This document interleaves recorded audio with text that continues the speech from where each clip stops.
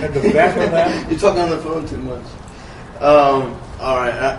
I just wanted a little more general, but I still think we get some good answers out of it. Obviously, we're all here to build our businesses and try to take them all to the next level.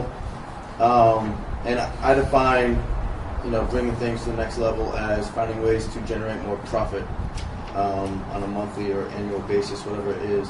So what would be like the top thing that you want to focus on to do that with your business? And I know there's lots of ideas going around, from iPhone apps to new programs or whatever, but I mean, you're looking at going online and trying to sell something to a massive audience, to selling more high-end services, to upsell existing clients, or expand to other locations. And but anyway, yeah, I know everyone here has a business that's doing well, that you want to have it do just that much better. So what areas are you looking to really focus on to get it there? All right. For me, the biggest thing would be retention, just because keeping your clients and then having that be able to build on top of that has been the biggest thing for me. And that's actually what I'm focusing on now, because I have been losing some people because I've been focusing on just getting a ton of people in, and then it waters the program down, which I don't want. So building good systems for retention, making people feel like you're really there and care about them, they're getting enough attention as if they were a one-on-one client, and it does a lot of work. And then the second thing I found, which is really powerful, is postcards. And Sam has helped a lot with that, but for me, my brick and mortar business, the postcards have been the most lucrative. If you get a good postcard and it's sent out, it lands in their inbox, in their mailbox. I thought it was postcards or coastguards. You can't understand there and go, whistle don't float. Are you trying to say you don't know what he's saying? Are you kidding me? They're out there all in the school. What do you do? It would make them swim to it. But yeah, postcards, and then having the other thing is just filtering them in an email where they feel like they're constantly getting value. Yeah. And that goes along with the retention thing, I think. Yeah. But for me, those have been the number one things for my growth and increasing my profit. Because if people stay with me, and then I can keep them happy, and then I can build more people, that's how I'm going to grow.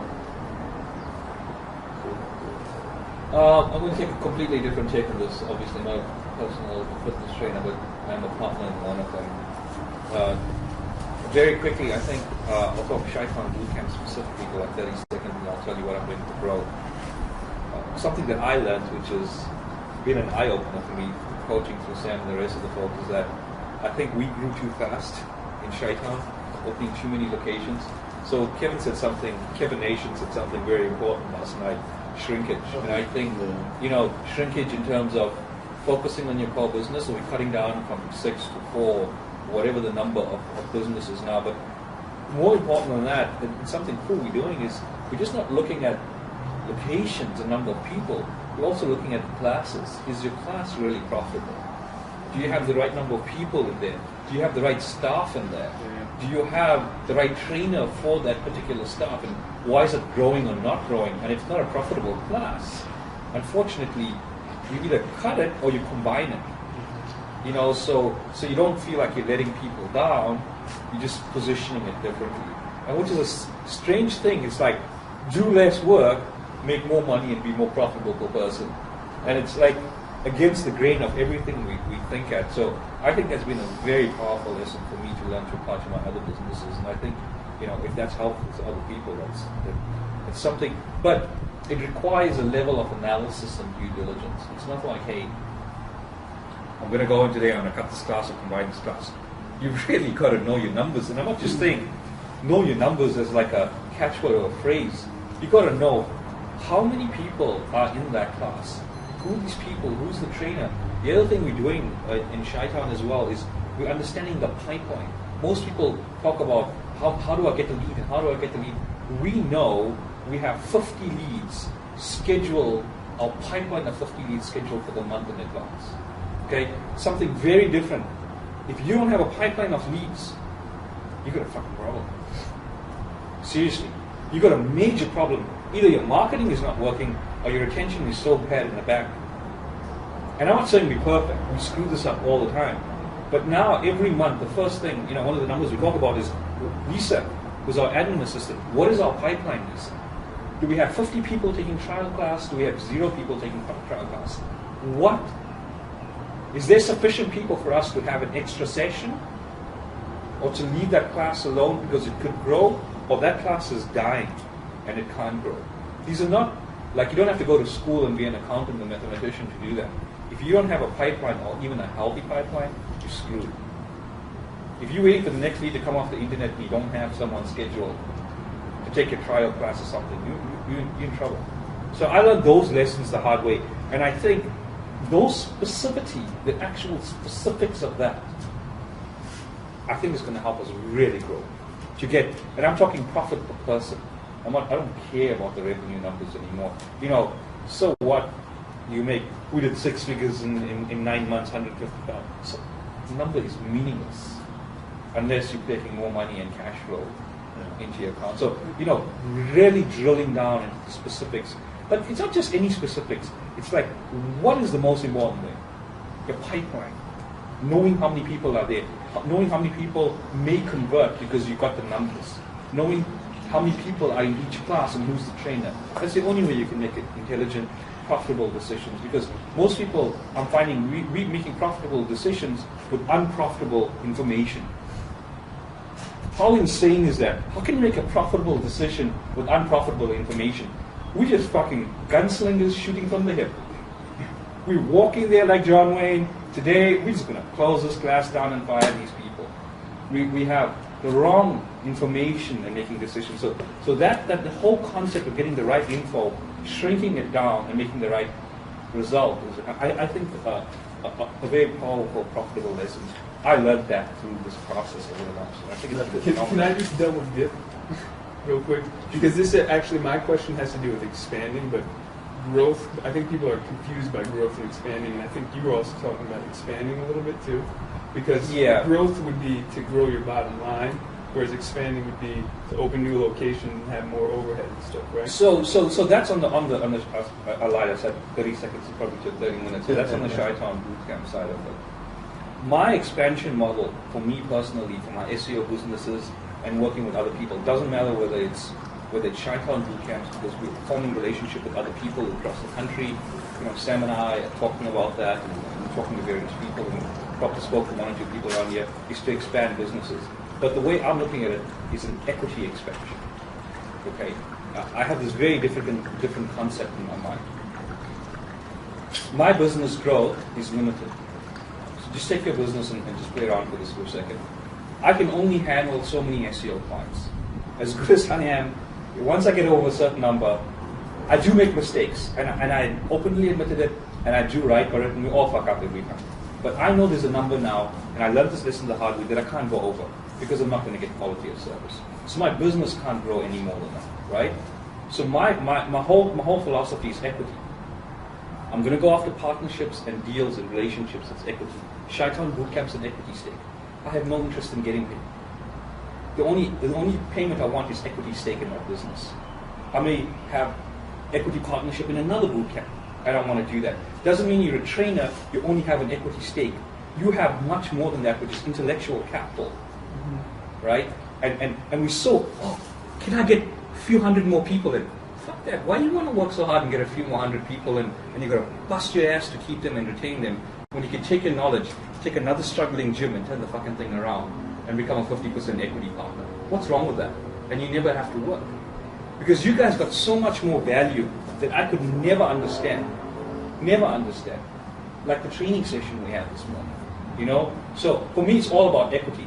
I'm growing my SEO business through equity. I'm looking for businesses and I'm telling them straight out, I don't want you to pay me. I'm going to do the work for you. I'm going to invest in it, but I'm going to take an equity stake. It's a painful thing to do because I'm taking 5 steps back and I've got to invest the money now. But in a year from now, I'm going to have recurring revenue coming in, and it's not going to be focused on this island. And if you put an atom bomb on this island, fuck, peace, my business is gone. And SEO business is like that. Google changes some shit, I'm in trouble. My clients don't care. And you know what? It's not their problem to care. I'm screwed because I don't know what's going to happen to SEO business in 3 years from now. I'm not saying it to scare anyone. I don't know. You don't know, right? So I'm building equity stakes because that's the long-term vision for me. So my expansion is not necessarily getting more clients.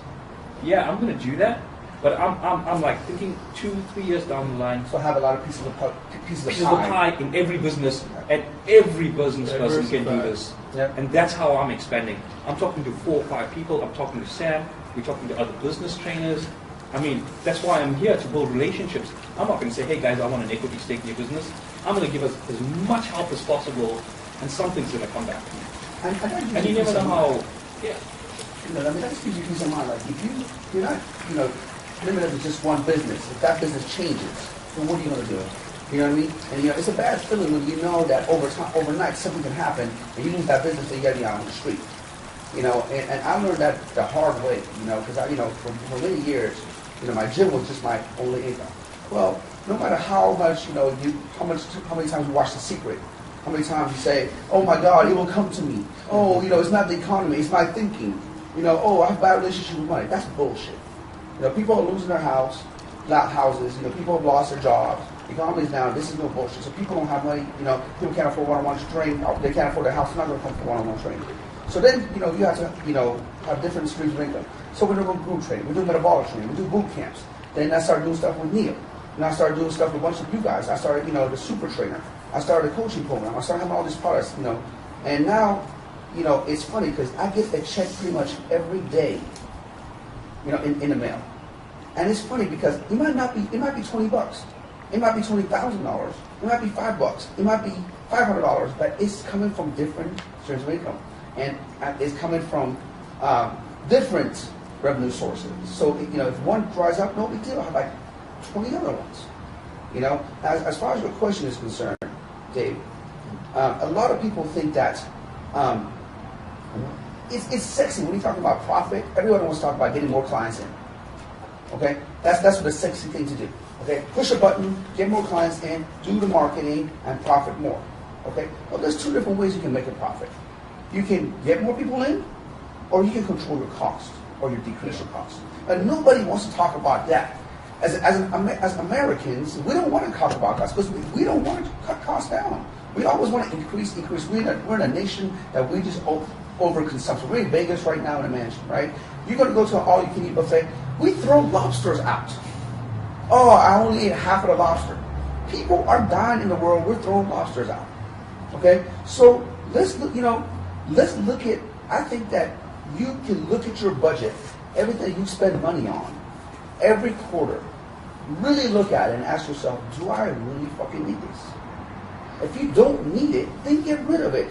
That little $50 here, that $97 a month here, that $47 a month here, $199 here, it all adds up. In 2008, I did that for the first time. When the economy all of a sudden stopped, I had to do it for the first time I did it. Do you know that I went through everything? I saved $5,000 a month. And then every quarter now, I go in there, and even if I can cut every quarter, come on. Now, I'm not talking about skip on quality. I'm not talking about skip on education, but skip on bullshit. Okay, and control your cost. Once you control your cost, then you have peace of mind.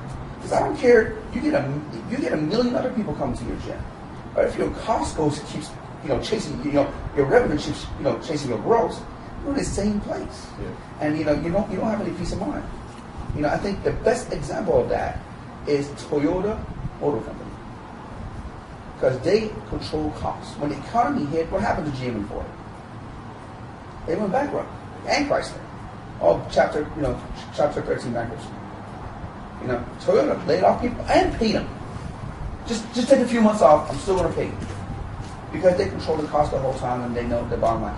Trainers in general, they do not know their number. They just buy whatever they want, all emotional, buy this, buy that, buy this, buy that, and especially marketing stuff. Because, market. Again, Ian touched on it. Your clients are your market. You're marketing to your current clients. There's a gold mine sitting right in front of you, okay?